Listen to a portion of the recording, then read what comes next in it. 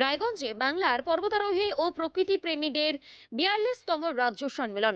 বাংলার পর্বতারোহী, পদযাত্রী ও প্রাকৃতিক প্রেমীদের 42তম রাজ্য সম্মেলন অনুষ্ঠিত হলো উত্তর দিনাজপুর জেলার রায়গঞ্জে। 4 দিন ব্যাপী এই সম্মেলনের আয়োজন করা হয়। এই রাজ্য সম্মেলনে পশ্চিমবঙ্গের বিভিন্ন জেলা থেকে পর্বতারোহণ, ট্রেকিং ও পদযাত্রা সংগঠনের কর্মকর্তারা ও সদস্যরা উপস্থিত ছিলেন। সম্মেলনের বিভিন্ন পর্বে পর্বতারোহণের অভিজ্ঞতা বিনিময়, পদযাত্রার গুরুত্ব, পরিবেশ সংরক্ষণ এবং ভবিষ্যৎ কর্মপরিকল্পনা নিয়ে বিস্তারিত আলোচনা হয়।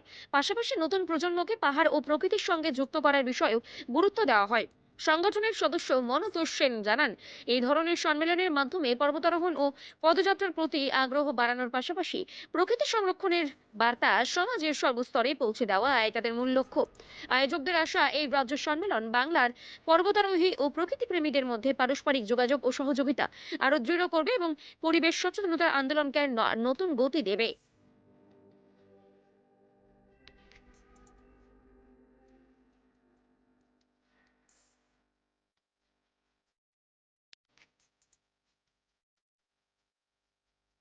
আমার নাম মনতোষ সেন। আমি 42তম রাজ্য মাউন্টেনার্স অ্যান্ড ট্রেকার্স মিটের কনভেনার। HMT এর উদ্যোগে 42তম রাজ্য সম্মেলন রায়গঞ্জে অনুষ্ঠিত হচ্ছে। পশ্চিমবঙ্গের বিভিন্ন পর্বতপ্রেমী সংস্থা যেগুলো আছে তাদেরকে নিয়ে যে সংগঠন, তারা প্রতি বছর একটা করে রাজ্য সম্মেলন করে থাকে। তা 42তম রাজ্য সম্মেলন রায়গঞ্জে অনুষ্ঠিত হচ্ছে। 28তম আমরা রায়গঞ্জে করেছিলাম। এবছর রায়গঞ্জে আব্দুল ভাষা ফরেস্টে করেছিলাম, হয়েছিল।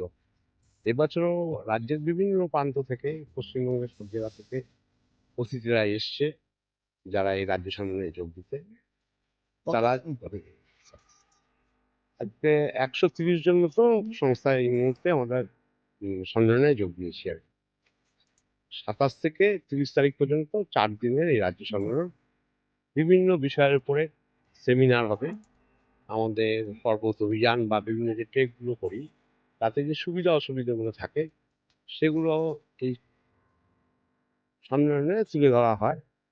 এগুলো কীরকমভাবে ওয়েলকাম করা যায় এবং এই প্রতিকূলতা কাটিয়ে ওঠার জন্য আমাদের কী কী করণীয়, সেগুলো আমরা এখান থেকে সিদ্ধান্ত নিয়ে আমাদের যে মাদার কনসার্ন আছে, West Bengal mountains and trekkers confederation, তারা রাজ্য সরকার এবং কেন্দ্রীয় সরকারের সাথে কথা বলছে। এখানে বয়সের বার কি আছে? কোনো বয়সের বার নেই, সবাই যে কোনো থেকে না। অ্যাকচুয়ালি শিশুরা বিভিন্ন ট্রেনিংগুলোতে অংশগ্রহণ করে।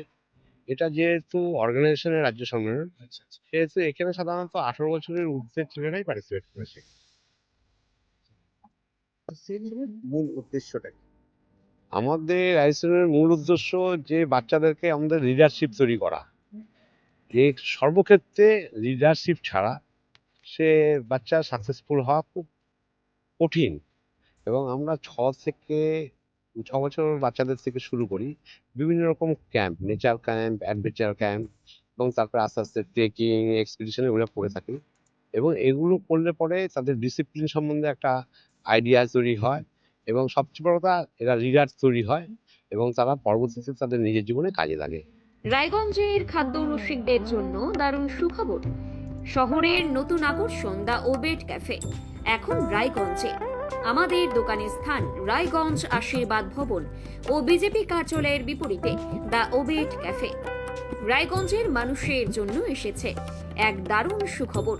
খাদ্য রসিকদের কথা ভেবেই শহরে যাত্রা শুরু করেছে দ্য ওবেট ক্যাফে, যা ইতিমধ্যেই মন জয় করে নিয়েছে রায়গঞ্জবাসীর। মনোরম পরিবেশ, মানসম্মত খাবার ও সুলভ মূল্যের জন্য এই ক্যাফে এখন শহরের নতুন আড্ডার ঠিকানা। সকাল থেকে রাত পর্যন্ত জমে উঠেছে বন্ধু বান্ধব ও পরিবারের সঙ্গে কফির কাপে গল্প আর সুস্বাদু খাবারের আসর। চোখের সমস্যা বাড়ার আগেই আজই আসুন জীবন রেখা হসপিটাল, আপনার পরিবারের নতুন ভরসা।